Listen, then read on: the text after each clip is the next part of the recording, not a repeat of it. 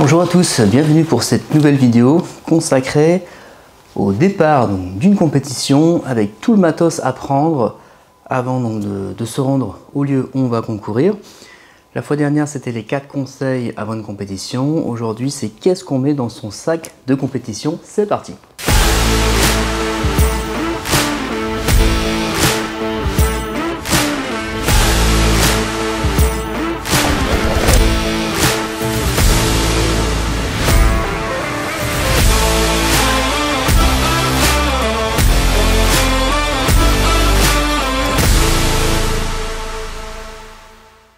Alors, il y a pas mal de choses, donc c'est un peu comme si on partait en camping 15 jours.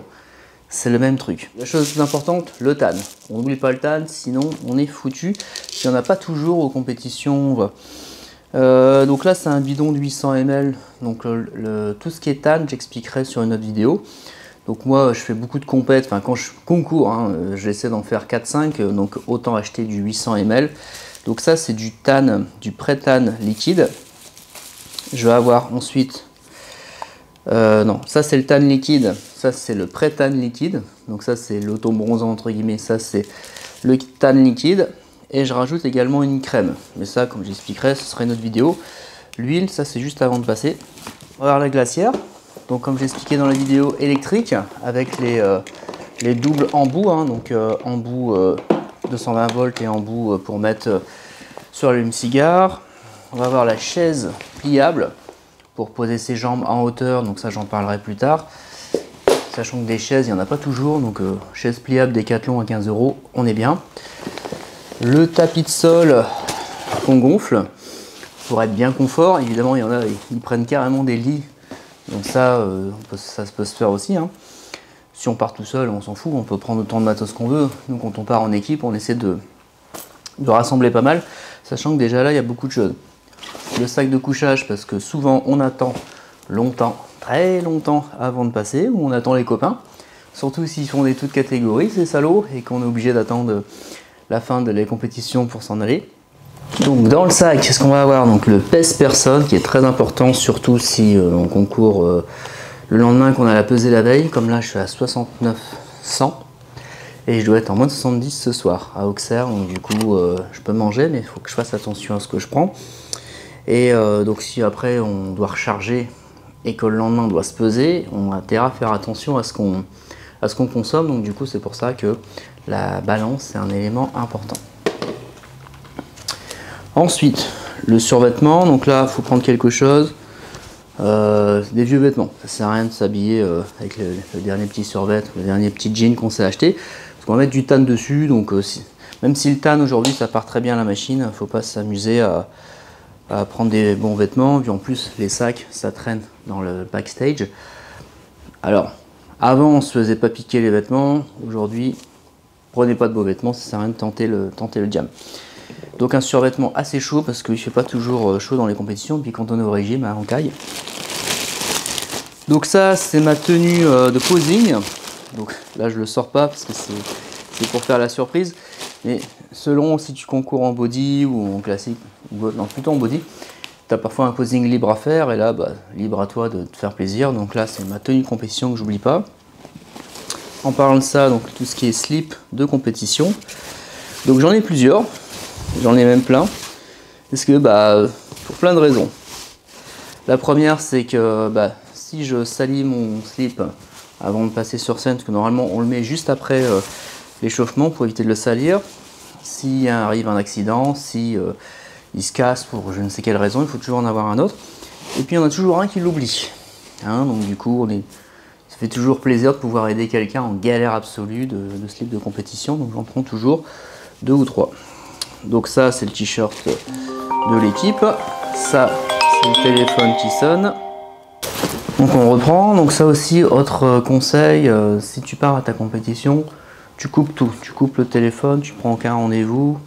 Là c'était une cliente pour acheter un produit. Bon, normalement je suis fermé, mais c'est ce qu'on sait avec les affaires, c'est difficile de dire à quelqu'un de ne pas venir. Alors, donc là c'est les chaussettes de contention, donc ça je les mets pour faire des longs parcours. Parce que quand on est assis pendant 5, 6 heures, 8 heures dans un camion, on a les jambes lourdes. Donc là ça évite d'avoir le sang trop dans les jambes et de se lever avec des jambes trop lourdes. des jambes lourdes, forcément ça contribue à avoir des jambes moins sèches, moins découpées. Donc chaussettes de contention disponibles en pharmacie. Donc les petits t-shirts de rechange, on ne sait jamais. La fameuse serviette qui est utile pour s'échauffer, pour quand tu veux te tanner, ben, tu mets ta serviette par terre, tu mets tes pieds dessus pour éviter d'en mettre partout, parce que attention, il faut quand même respecter le lieu, ça c'est très important, surtout pour les organisateurs. Voilà, après on va avoir les fameuses tongs, parce que si tu mets ton tan et tout, après la compète, bah, tu te promènes et tout, tu vas au bar, etc., tu vas voir les copains. On a la paire de tongs, très très important pour justement éviter de te remettre ses baskets avec du tan dessus. Casque anti-bruit, ça c'est quand je veux m'isoler du monde, je vais me détendre, je vais penser à personne. Après on a les différents accessoires donc pour s'échauffer, donc tout ce qui est élastique à bande, élastique à courroie. Ça c'est encore un slip de compète. J'ai tellement peur d'oublier mon slip que j'en prends je sais pas combien. Le petit coussin gonflable à mettre derrière la tête, parce que quand tu es allongé pendant plusieurs heures, tu es bien content d'avoir autre chose que ton sac à dos en guise d'oreiller. Donc ça c'est des poignées pour faire les pompes, hein, on achète chez Decathlon. Ça change, ça prend pas de place. Vous avez vu, on dirait qu'il y a un trou dans le sol tellement je sors d'objets. Le petit cintre, donc ça permet de poser les affaires des fois plutôt que de les mettre en vrac. Parce que parfois il y a des endroits où on peut ranger les affaires. Les lingettes pour bébé, ça c'est toujours utile quand tu t'es sali, quand tu as mis une trace sur ton slip de compète, etc. Les fameux rouleaux qui permettent de lisser le tan, donc ça on fera une vidéo également là-dessus pour t'expliquer. Les gants pour celui qui va tanner, pour éviter de s'en mettre partout et d'avoir des mains toutes noires, hein, tout simplement. Et le fameux rouleau de sopalin qui est valable pour tout, hein, donc ça marche toujours. Donc c'est quand même pas mal d'affaires. Donc voilà, je vais remettre ça tranquillement.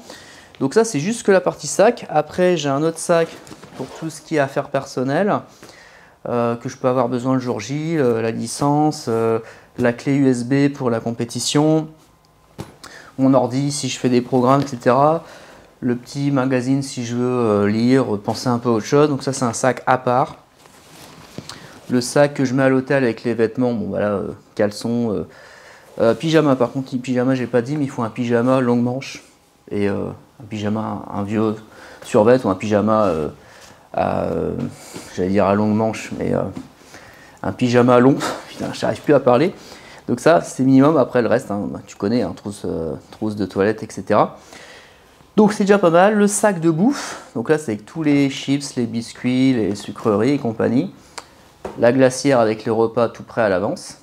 Donc voilà ce qu'il faut donc pour repartir en compète. Évidemment, j'ai pas sorti tout pour que ce soit une vidéo quand même relativement courte. Là je t'ai mis le principal. Si toi aussi t'es compétiteur ou que tu veux apporter ta pierre à l'édifice et encore rajouter des trucs dedans, bah n'hésite pas.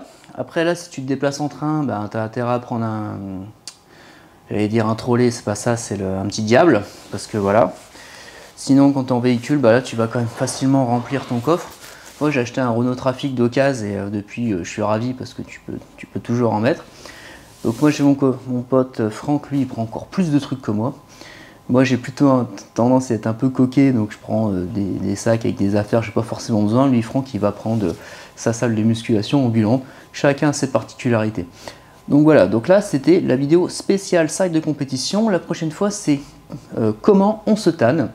Enfin, qu'est-ce qu'on fait avant le tan, comment on se tanne. Donc là on va avoir une explication du maître tanneur, Franck, qui va me tanner en direct, comme ça tu vas voir comment ça marche. Et comme ça te fait à chaque fois des petites capsules spéciales compétiteurs. Voilà, dis-moi si ça te plaît, et puis n'hésite pas à le partager si tu connais des gens qui font de la compète ou qui se lancent dans la compétition. Et d'ici là, bah, moi je vais faire ma compétition, je ferai une vidéo là-dessus également, et donc je te dis à la semaine prochaine pour la suite des vidéos. Bye bye.